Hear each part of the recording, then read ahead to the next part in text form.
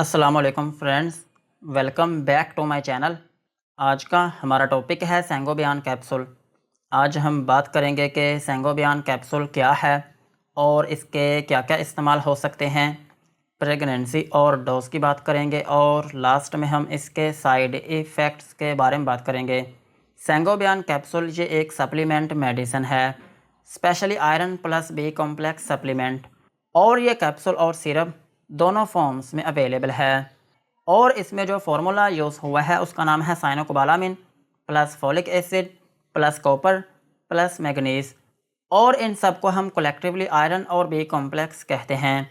ये था सेंगोबियान कैप्सूल और सिरप का इंट्रोडक्शन। अब हम इनके यूजेस के बारे में बात करते हैं कि वो कौन सी ऐसी कंडीशंस हैं जिनमें आप सेंगोबियान कैप्सूल या फिर सिरप का यूज़ कर सकते हैं। सेंगोबियान कैप्सूल को आप आयरन डेफिशिएंसी एनीमिया में यूज़ कर सकते हैं। आयरन डेफिशिएंसी एनीमिया जो है ये एक ऐसी कंडीशन है जिसमें आपकी बॉडी में आयरन की कमी हो जाती है और फिर इस आयरन की वजह से आपकी बॉडी में खून की कमी होना शुरू हो जाती है। सो अगर आपकी बॉडी में आयरन की कमी है या फिर आयरन की कमी की वजह से आपकी बॉडी में खून की कमी हो गई हो तो फिर इस कंडीशन में आप सेंगोबियान कैप्सूल या फिर सिरप का यूज़ कर सकते हैं। और सेंगोबियान कैप्सूल को आप लो हीमोग्लोबिन लेवल में भी यूज़ कर सकते हैं।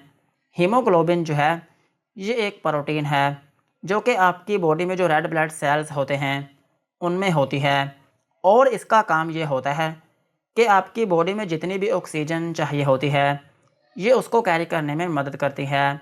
सो अगर इसका लेवल आपकी बॉडी में कम हो गया हो तो फिर इस कंडीशन में भी आप सेंगोबियान कैप्सूल या फिर सिरप का यूज़ कर सकते हैं। और सेंगोबियान कैप्सूल को आप हीमेटोपोइसिस में भी यूज़ कर सकते हैं। हीमेटोपोइसिस जो है ये एक प्रोसेस है जिसके थ्रू आपकी बॉडी में जो सेल्स होते हैं वो बनते हैं।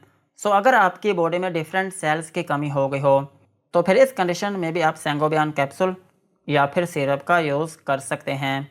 और सेम इसी तरह आप इसको रेड ब्लड सेल्स की डेफिशिएंसी में भी यूज़ कर सकते हैं।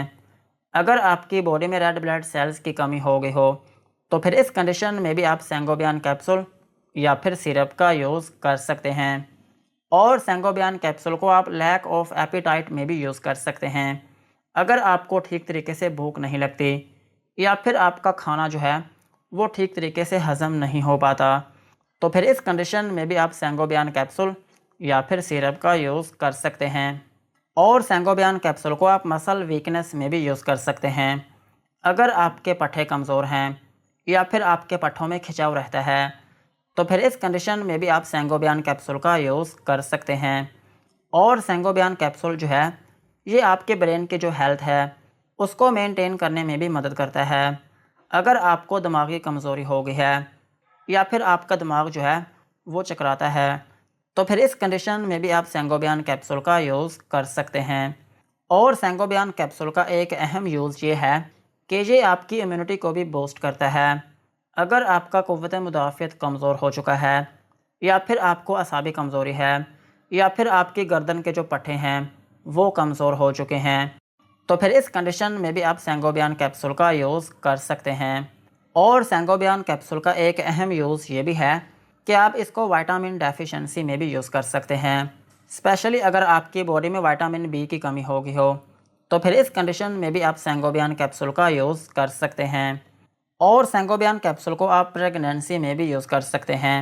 अगर प्रेगनेंसी में आपकी बॉडी में खून की कमी हो गई हो या फिर आपकी बॉडी में विटामिन्स की कमी हो गई हो या फिर आपकी बॉडी में कमज़ोरी आना शुरू हो गई हो या फिर आपकी स्किन का जो कलर है वो पीला हो गया हो तो फिर इस कंडीशन में भी आप सेंगोबियान कैप्सूल या फिर सिरप का यूज़ कर सकते हैं। और सेम इसी तरह आप इसको प्री मेंस्ट्रुअल सिंड्रोम में भी यूज़ कर सकते हैं। प्री मेंस्ट्रुअल सिंड्रोम जो है ये एक ऐसी कंडीशन है जो ख़वातीन में होती है, और ये कंडीशन तब होती है जब उनको पीरियड्स आने होते हैं। इस कंडीशन में भी आप सेंगोबियान कैप्सूल का यूज़ कर सकते हैं।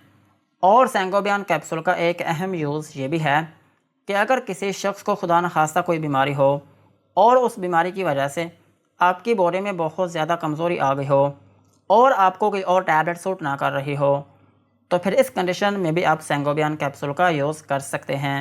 ओवरऑल अगर हम बात करें तो सैंगोबियन कैप्सूल और सिरप जो हैं ये एक सप्लीमेंट मेडिसिन है। अगर आपकी बॉडी में आयरन की कमी हो गई हो, या फिर आपकी बॉडी में विटामिन्स की कमी हो गई हो, या फिर आपकी बॉडी में खून की कमी हो गई हो, या फिर आपको ठीक तरीके से भूख ना लगती हो, या फिर आपके पट्टे कमज़ोर हो गए हों, या फिर आपको दिमागी कमज़ोरी हो गई हो, या फिर आपका जो क़ुव्वत मुदाफ़ियत है वो बहुत कमज़ोर हो गया हो, या फिर आपकी बॉडी में रेड ब्लड सेल्स की कमी हो गई हो, या फिर आपकी बॉडी की जो ओवरऑल ग्रोथ है वो ठीक से ना हो रही हो, तो फिर इन तमाम कंडीशंस में आप सैंगोबियन कैप्सूल या फिर सिरप का यूज़ कर सकते हैं। और सैंगोबियन कैप्सूल और सिरप का एक स्पेशल फ़ीचर ये है कि ये मेडिसिन जो है ये बहुत लाइट है। ये आपके मैदे को कुछ भी नहीं कहते। अगर आप इस कैप्सूल या फिर सिरप का यूज़ करते हैं तो फिर इसकी वजह से आपका मैदा ख़राब नहीं होगा, और ना ही आपका मुंह खुश्क होगा, और ना ही आपको चक्कर आएंगे। सो यही थे सैंगोबियन कैप्सूल और सिरप के यूजेस। अब हम इनकी डोज के बारे में बात करते हैं।